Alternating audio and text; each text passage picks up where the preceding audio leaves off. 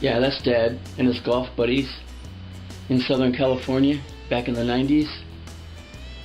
Yeah, Dad was never very good at golf.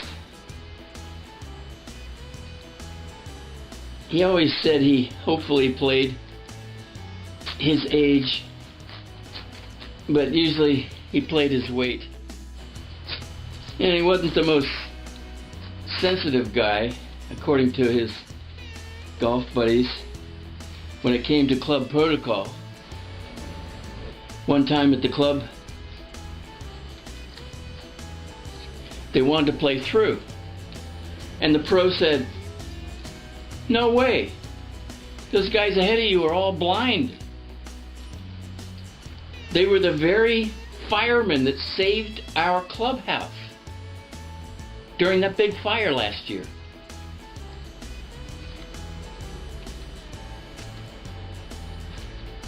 And so Dad thought about that for a minute.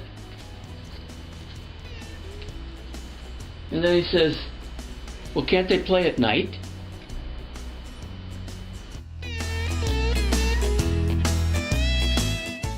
But I think to these corporate dudes, golf was just a way to unwind, to misbehave. I think that's why they always chose a caddy that was deaf,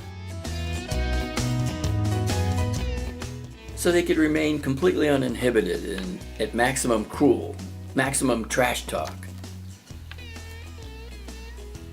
Anyway, they used to pay me to drive them to the club. The idea being that after a 19th hole liquid lunch, a conscious person would be returning each of them safely to their home.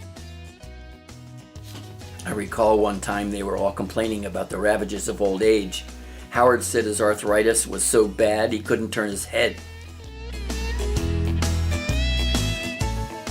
Frank said his dizzy spells left him completely disoriented. And Jack's cataracts were so advanced that he was virtually blind. After a brief pause, Dad would say, "Thank God we can all still drive." I mean, that's pretty amazing. He would actually say things like that. What? Whatever happened to them?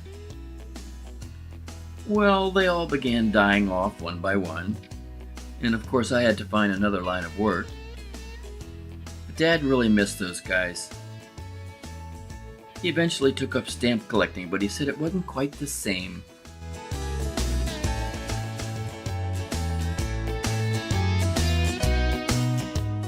I guess that's not a surprise to anybody.